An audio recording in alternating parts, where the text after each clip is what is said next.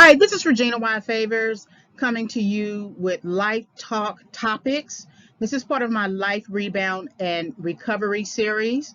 Life Talk Topics are usually helpful for anyone who has been in a setback and is on their way to overcoming a setback. The topic will help you to gauge where you are in your understanding, as well as help you to plan your way out of setback, which involves um, you understanding your own contribution and the contribution of others. So take some time to listen to this Life Talk topic. If you have any questions, please leave me a comment and I will respond. In addition, I usually leave some sort of link in the description box. Also, subscribe to the channel as well as hit the notification button if you are interested in further topics.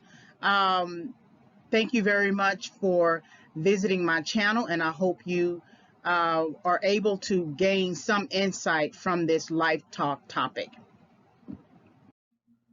All right, so what is your procrastination? Describe the elements of your procrastination. What do you actually do to procrastinate? That's something that you want to think about.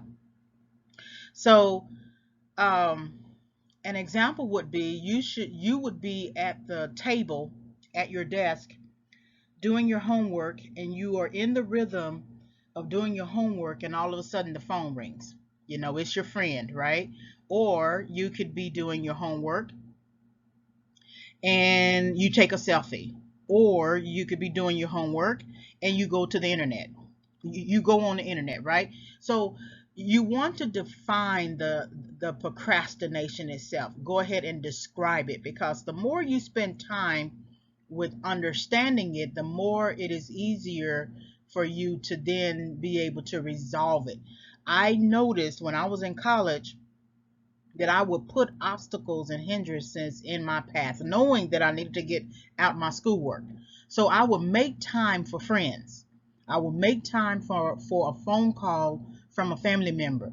And it would have been much easier for me just to tell them that I'm going to call them in the evening, like at 5, 6, or 7, p.m., versus take the call, because they don't know that you're home anyway, right? You can be in class, you could be at work, and so it's a good excuse that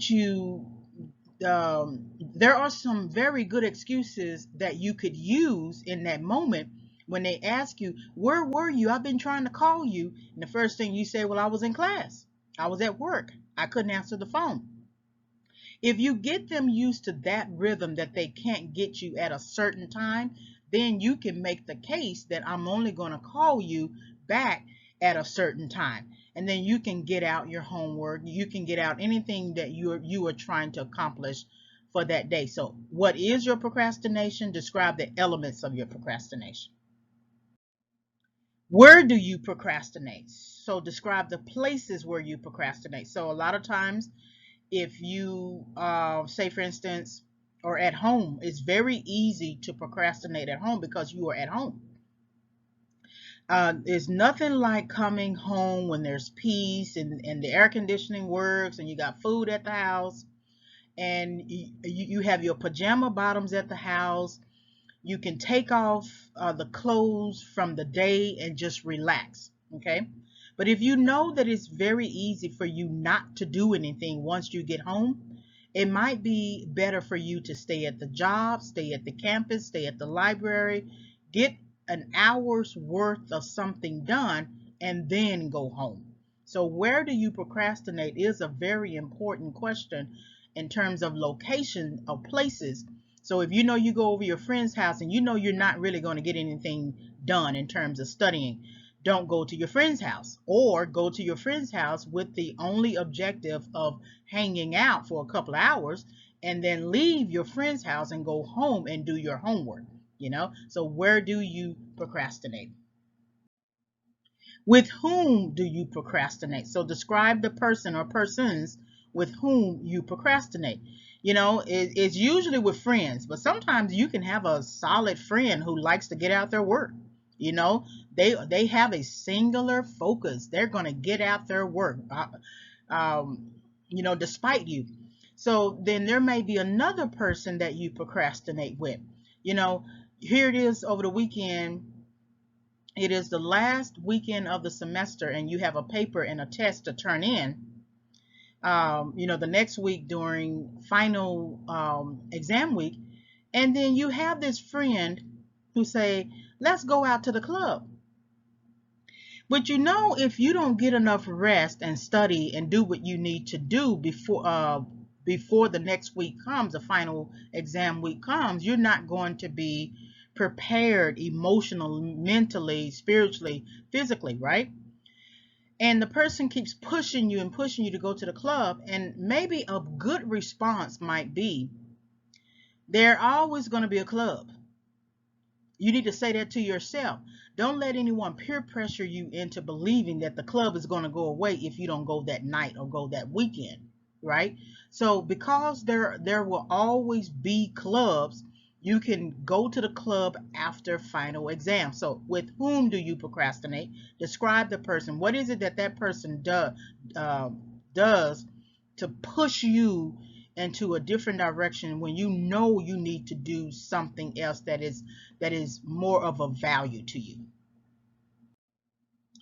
When do you procrastinate? So describe when you best procrastinate. Oftentimes we are better and more successful at procrastinating than actually more successful at being focused. So this goes back to the argument. It might be better for you to stay at the campus because once you get home, and if you are a college student and you are living at home with your mother or your parents or siblings, once you hit the house, mom is going to tell you to set the table or help her cook or help her wash, help with the child. Mom is going to do all different types of things that will essentially keep you from studying. So if you know that to be true, then it might be better for you to stay in the computer lab for a couple of hours and then go home, because when is a space of time that that you are going to procrastinate. I know me. If I don't stay up there at the campus and do grading, once I hit the house, I'm not really interested in grading. It doesn't mean that I cannot grade from home, but it is more feasible for me to sit up at the desk at our center and grade and get more done in that way than to come home and be tired and relaxed and enjoy the air conditioning. So describe when you best procrastinate. How do you plan to resolve your procrastination? So describe your interest in resolving procrastination. The interest may not come until you lose. So I had to lose out on a lot of opportunities, scholarships, internships because of procrastination. I lost out on going to a particular college I was interested in because of procrastination. So I had to begin thinking about resolving my procrastination. I said there came a day that I had procrastinated so much to the point that I hit a brick wall, and I basically broke down and cried and said, "I can't do this anymore."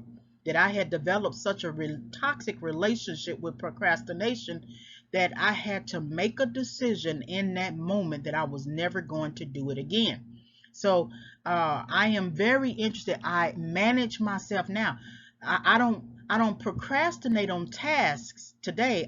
I might procrastinate on which task to take at that moment. But as soon as I get to it, I don't play games. I do not play games. And procrastination is essentially saying that you have all the time in the world to get this done, and you are essentially playing games with yourself. So think about how you might resolve your procrastination.